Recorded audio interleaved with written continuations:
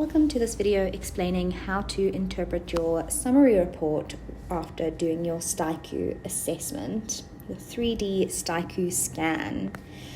So you'll get the summary report emailed through to you automatically as soon as the scan is completed and accepted. Initial information over here gives you your profile info, including your starting details such as your height and your weight, and it tells you about when you did your scan date as well. Then it gives you a nice little summary about the information that it picked up from the scan. So in this instance, it says that my body fat percentage was 31.2%, my fat mass is 20 kilograms, lean mass 41.8 kilograms, and then it ranks that body fat percentage according to the rankings, and in my case it was considered to be fit. It also compares my ranking in relation to other individuals in my age group. So I have lower body fat percent than 40% of my peers, and based on my body composition results, my basal metabolic rate, BMR, sits at 1,416 calories per day. So that tells us that my basic metabolism requirements are 1,400 odd calories per day. So generally speaking, you don't want to go below your basal metabolic rate per day because your body requires that energy in order to function. And if you're not meeting that metabolic requirement or metabolic need, then your body has metabolic adaptations which start to conserve energy, and you won't see the fat loss that you're looking to achieve on that day-to-day basis.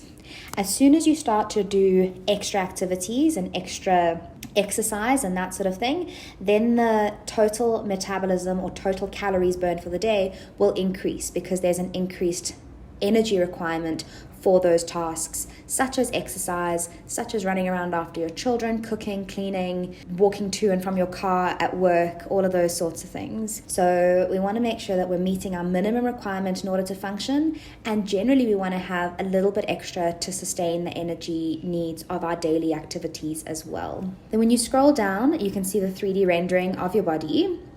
So you can see where all the body weight is distributed and your overall body shape. And then we get to your 3D scan and your measurements. So you can see where the landmarks were that the scan took the measurements, the circumference measures.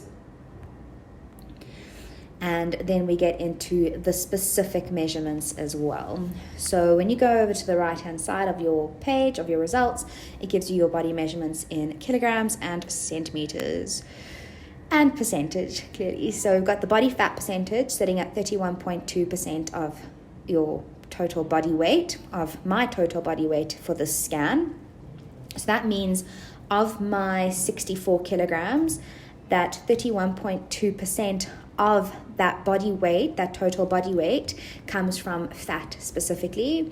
65.4% of my 64 kilograms comes from lean mass, and 3.4% of my body mass comes from bone.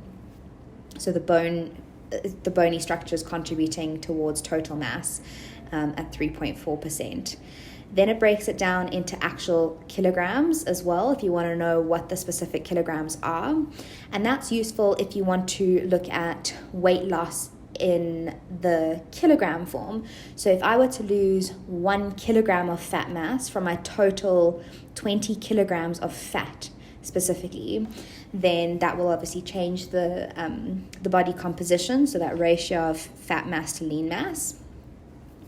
And we also want to then make sure that the lean mass as a kilogram measurement is staying either consistent or increasing as you increase your overall muscle mass by increasing your strength training, thereby improving your overall body composition. That is the ratio of fat to muscle or fat mass to lean mass. Then it breaks it down into your android mass and gynoid mass, which just tells us about the distribution of the fat, whether it's around the hips or waist. And then the visceral fat is the fat surrounding the internal organs, Subcutaneous fat is the fat that's lying specifically underneath the skin. So that just tells us the distribution of the different types of fat within the body. Then we get into the circumference measures. So we look at your biceps, and for example, you can see my left lower versus my right lower biceps.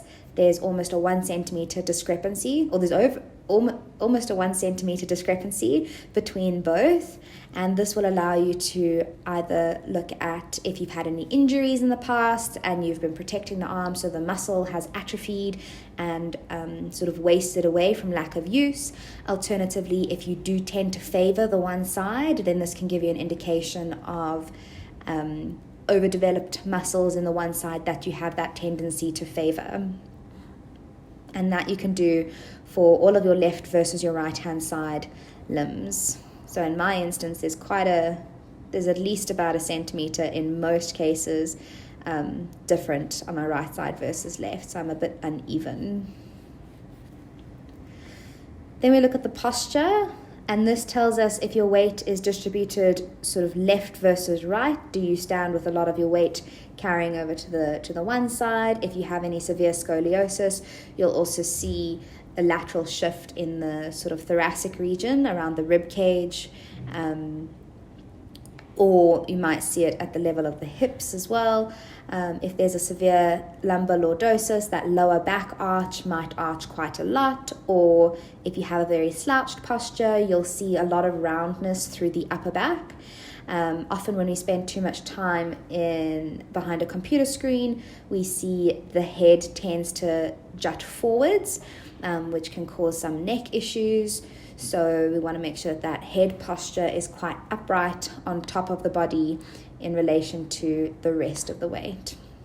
We can also sometimes see, if it's quite severe, a forward distribution of the weight where we're leaning the whole body weight forwards into the toes, and that gives us an indication of the it can tell us if the calf muscles are overworking or if the toe flexors and extensors, the relationships between those, and then that sometimes has a relationship with the neck, but that's all person dependent. But basically you can see the weight position and the forwards and backwards posture from the sides and from the front. Then we look at the body composition and rankings, which basically gives us just a little pie chart of the fat to muscle mass or fat-free mass.